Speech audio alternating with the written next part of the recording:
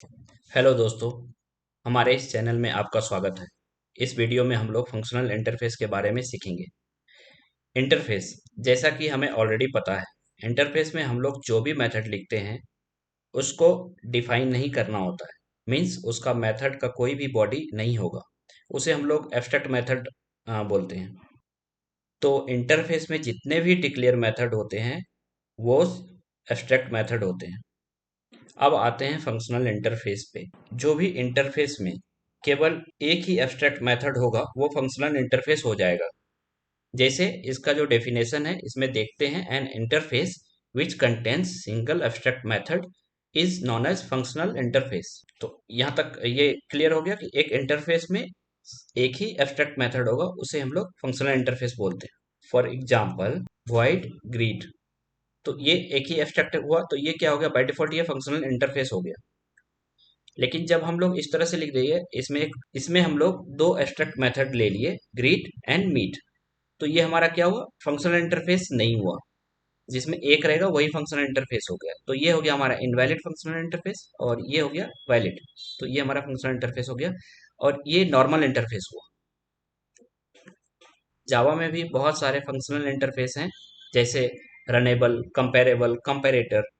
ये सब में एक एक मेथड ही होते हैं। जैसे रनेबल में रन मेथड, कंपेरेबल में कंपेयर टू मेथड, कंपेरेटर में कंपेयर मेथड।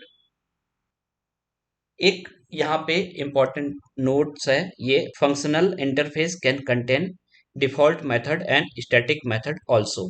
डिफॉल्ट मेथड और स्टैटिक मेथड जो है वो जावा 8 में आया है। ये ऐसे दो मेथड है जिसको हम इंटरफेस में डिफाइन भी कर सकते हैं। चलिए इसके कोड को देख लेते हैं। तो ये हमारा एक इंटरफेस है, इंटरफेस टेस्ट। इसमें हम लोग क्या करेंगे, हम लोग बनाते हैं एक मेथड। इसमें हम लोग एक एब्स्ट्रैक्ट मेथड बनाते हैं, m1। ये एक हमारा एब्स्ट्रैक्ट मेथड हो गया और इसके साथ हम लोग डिफॉल्ट मेथड भी रख सकते हैं, पब्लिक डिफॉल्ट void m2। इसको क्या करना होगा, डिफाइन करना होगा। इसको हम लोग इंटरफेस में डिफाइन भी कर सकते हैं और इसको कॉपी करेंगे और एक स्टैटिक मेथड बना लेंगे, स्टैटिक। सो ये मैं दिखाना चाह रहा था, यहाँ पे कुछ भी एरर नहीं है। ये हमारा, ये आराम से हम लिख सकते हैं। तो एक मेथड m1, ये एब्स्ट्रैक्ट मेथड हो गया और उसके अलावा साथ में डिफॉल्ट मेथड और स्टैटिक मेथड भी लिख सकते हैं। लेकिन अगर हम दो लिखे तो इसमें कोई प्रॉब्लम नहीं होगा। अभी ये फंक्शनल इंटरफेस है, लेकिन अगर हम लोग इसमें दो लिख दिए, एम फोर लिख, M4, M3 ऑलरेडी है तो M4, अगर दो एब्स्ट्रैक्ट मेथड हो गया, लेकिन अब ये फंक्शनल इंटरफेस नहीं हुआ। ये तो कोई एरर तो नहीं देगा, लेकिन फंक्शनल इंटरफेस नहीं हुआ। तो हम लोग इसको रिस्ट्रिक्ट कैसे करेंगे कि कोई भी दूसरा एब्स्ट्रैक्ट मेथड नहीं डिफाइन होगा। तो उसके लिए आगे देखते हैं। ये एक एनोटेशन है, फंक्शनल इंटरफेस एनोटेशन। ये क्या है, ये ऑप्शनल है। अगर नहीं भी लिखेंगे तो फिर भी हमारा क्लास बाय डिफॉल्ट फंक्शनल रहेगा, यदि उस इंटरफेस में एक ही एब्स्ट्रैक्ट मेथड हुआ तो।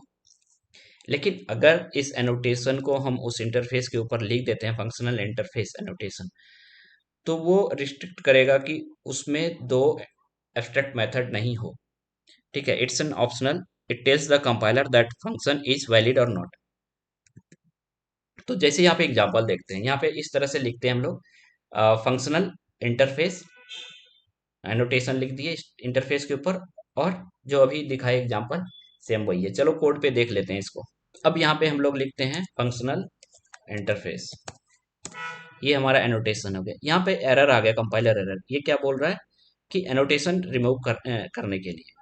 लेकिन ये हमारा फंक्शनल इंटरफेस अगर बनाना चाह रहे हैं तो multiple non over abstract method found in interface, एक रिमूव कर देंगे। जैसे इसको हटाएंगे, एरर सॉल्व। ठीक है, इसमें डिफॉल्ट सपोर्ट कर सकता है, डिफॉल्ट मेथड लिख सकते हैं, स्टैटिक मेथड लिख सकते हैं, लेकिन एक ही सिंगल एब्स्ट्रैक्ट मेथड होगा। ये क्लियर हो गया।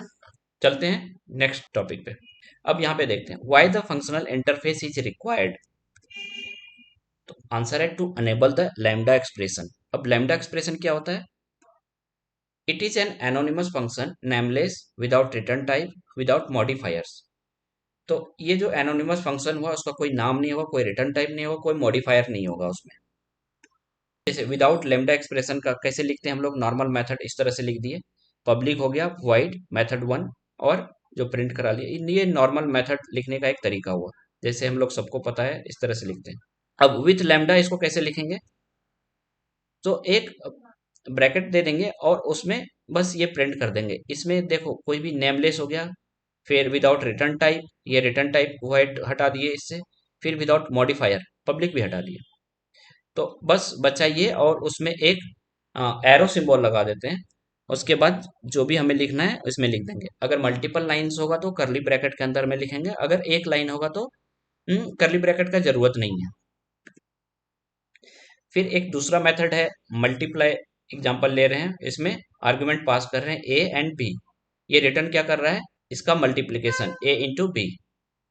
अब इसको कैसे लिखेंगे, जब कोई आर्गुमेंट रहेगा तो इसको हम लोग ए कॉमा बी लिख देंगे, और एरो फंक्शन ए इंटू बी, सिंपल, समझ में आ गया। इसको हम लोग एक कोड में देख लेते हैं कि एक हम लोग इंटरफेस बना लेते हैं।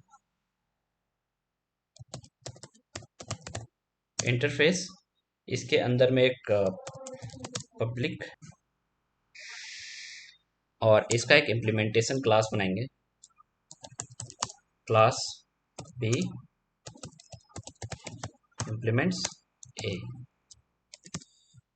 ये जैसे लिखे तो हमें इसको ओवरराइड करना होगा, ठीक है, ये ओवरराइड कर दिए। अब इसके अंदर में हम ये हेलो वर्ल्ड हम यहाँ से प्रिंट करा लें। अब इसको हम लोग क्या करेंगे, इसको कॉल, ये ओवरराइड है वही के लिए हटा देते हैं, ये ओवरराइड नहीं हो, ये ओवरराइड कर रहा है। अभी क्या करेंगे कि यहाँ से हम इसको कॉल कर रहे हैं इंटरफेस ए। अब देखते हैं इसका क्या आउटपुट है। यहाँ पे हेलो वर्ल्ड आ गया फंक्शनल इंटरफेस में। अब इसको हम लोग कैसे फंक्शनल इंटरफेस की तरह से यूज करेंगे, तो जैसे फंक्शनल इंटरफेस हो गया, हमारे पास इंटरफेस है, एक एब्स्ट्रैक्ट मेथड है, ये हमारा फंक्शनल इंटरफेस हो गया। यहाँ पे क्या करेंगे, जैसे हमारा ये ऑब्जेक्ट बी है, तो यहाँ से इस चीज को लो और यहाँ पे डाल देते हैं, इसको हम एनोनिमस इनर क्लास बना लिए। अब जैसे डेफिनेशन से ये एनोनिमस क्लास होता है, ठीक है, विथ नो नेम अभी, बट यहाँ पे हम लोग नेम के लिए अभी रखे हुए हैं। एक टेस्ट कर लेते हैं, इसको हटाओ, इसका ज़रूरत नहीं है। अब हम लोग चेक करके देखते हैं ये रन होता है कि नहीं। हाँ, ये भी रन हो गया। अब क्या करना है, इसको हम लोग लैम्डा एक्सप्रेशन में कन्वर्ट करते हैं, ठीक है। तो सबसे पहले इसका कुछ नाम नहीं होता, तो इसका तो ज़रूरत नहीं है, ये हटा दो, क्योंकि इंटरफेस में ऑलरेडी M1 प्रेजेंट है, तो ये भी M1 मेथड नेम नहीं होगा, वॉइड नहीं होगा, इसका कोई मॉडिफायर नहीं होगा, ये हटा दिए। अब ब्रैकेट के बाद हम एरो फंक्शन यहाँ पे लिख लेंगे और इस लास्ट में सेमीकोलन लगा दिए, तो ये हो गया बस।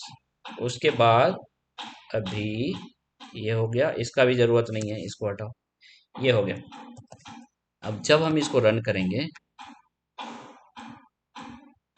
यहाँ देखो हेलो वर्ल्ड आ गया, प्रिंट हो गया।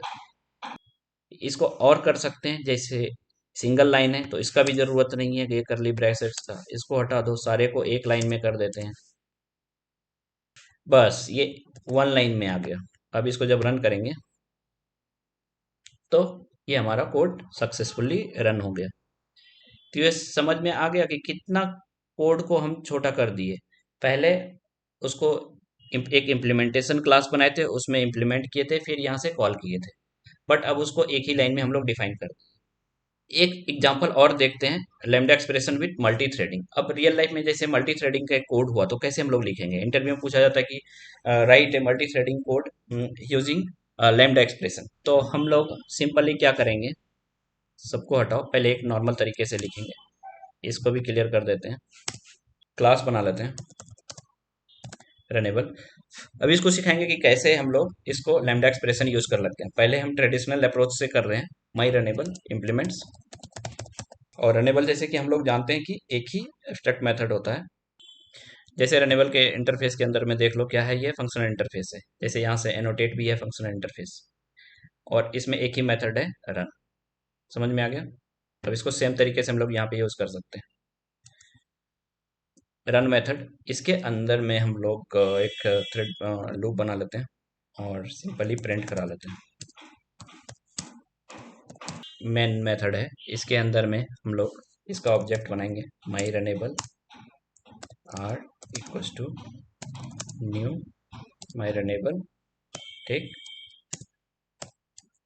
और thread t equals new thread, इसमें आर पास कर देंगे, ठीक है, और टी डॉट स्टार्ट।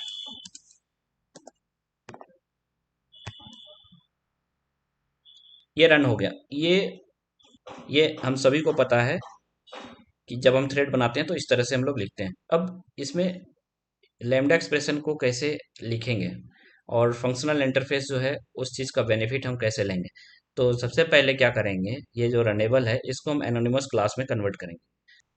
हाँ, यहाँ से जो है माई रनेबल, तो इसको सिंपली यहाँ से हम लोग कॉपी करेंगे, ओवरराइड अभी हटा देते हैं और यहाँ से सिंपली हम यहाँ तक इसे कॉपी कर लेंगे। पूरा करो पूरा, और यहाँ जो रनेबल है इसमें ऐसे डाल दिए, ठीक है। अब इसको कमेंट कर दो, इसका ज़रूरत नहीं है।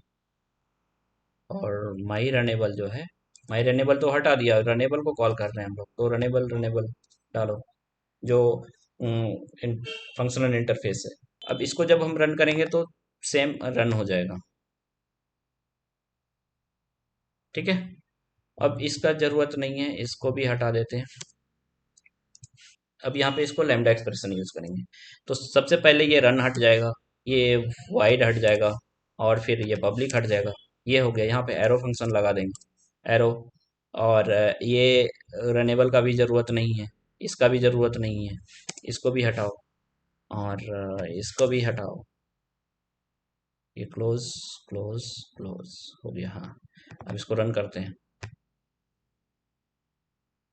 कोड हमारा कितना सिंपल हो गया, ये हो गया सक्सेस।